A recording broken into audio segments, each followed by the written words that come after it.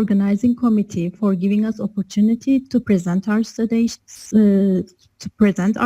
about preimplantation genetic testing for aneuploidy, evaluation of age, indication, and embryological parameters for detection of different types of aneuploidy. The aim of IVF is to recognize the embryo with the greatest potential for producing a healthy pregnancy. So, selection of pre-embryos for uterine transfer still based predominantly on morphological appearance, but developmental capacity of the embryo cannot provide a deep probe to embryo viability and weakly correlate with clinical outcomes. So we use PGS as a complementary tool aiming at selecting euploid embryos and increasing their birth rates. We all know that aneuploidy causes embryo developmental arrest, implantation failure, spontaneous abortion, or birth of a trisomic child. Today, there are many PGS strategies, and these techniques rely on multiple essential laboratory procedures. Of course, there are risks about them sometimes. Embryo loss during long-term in culture is a risk, and invasiveness of the biopsy must be considered. And efficiency of cryopreservation is an important fact. Sensitivity and accuracy of CCS platforms also varies inter-laboratory. Still, there's a need of knowledge about relationship between embryological parameters and the CCS data. In this retrospective study, the relationship among patient characteristics and conventional parameters of blastocyst evaluation with ploidy status and the different types of aneuploidy prediction by CCS with NGS is investigated. This is a single-center retrospective observational study, including the data analysis of 1,793 blastocysts analyzed with CCS by NGS in a 3-year period. Average maternal age was 32 years and female age greater than 35 excluded from the study.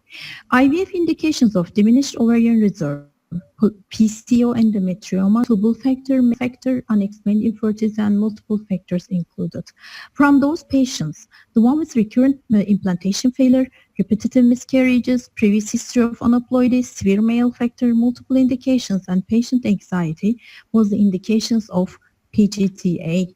Recurrent implantation failure took the greatest part here.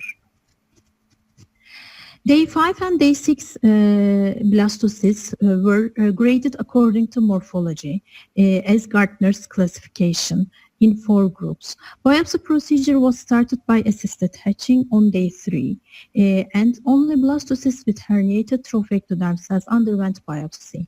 Aneuploidy results of NGS were divided in subgroups of single, double, and complex aneuploidies. Correlations between patient treatment and embryological parameters and aneuploidy status were tested in generalized linear mixed model. When we come to the result, 591 cycles, 1,793 blastocysts analyzed. Of them, 38 were aneuploid and 62 were euploid. Aneuploidy types were divided in 4 groups as single aneuploidies consisting of 67% of the total aneuploidy patients, double aneuploidy, complex aneuploidy, and chaotic consisting of 4.5%.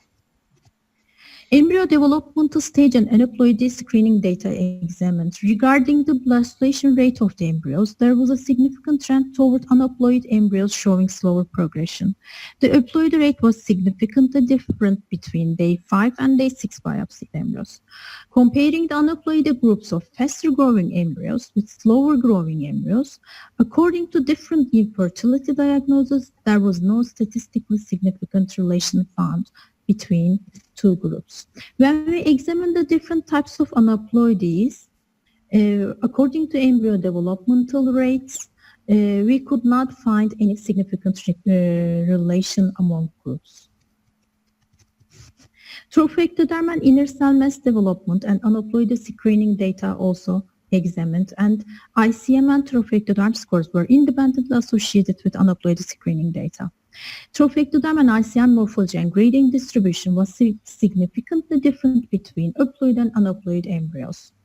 22.7% of chromosomally abnormal embryos were of grade A, and 45% was grade C. So this means that there's approximately twofold increase in the probability of aneuploidy between grade C and A embryos. Um, when we analyze the ICM morphology scores, it was parallel to trophectoderm morphology scores. Slower growing euploid embryos and faster growing euploid embryos were examined according to morphological grading system with ICM score and trophectoderm score, and we could see a significant relation among them. Correlations between patient-controlled ovarian stimulation and embryological parameters and euploid status were tested in generalized linear mixed model. As a result, we observed an increasing probability for aneuploidy with female age of 3% per year, even though the patient population was less than 35 years, and no statistically significant relation was found between aneuploidy and other clinical and laboratory findings. Earlier studies have found a weak association between parameters used for conventional blastocyst morphological evaluation and aneuploidy data, like our study. The correlations had been poor and no morphological marker had been identified for accurate differentiation of chromosomally normal embryos from those with aneuploidy. The most important role of this failure was the commonly used type of chromosome analysis, FISH, because FISH may result in false negative aneuploidy results. In the present study, as an advantage, we used NGS platform, allowing all of the chromosomes to be accurately analyzed.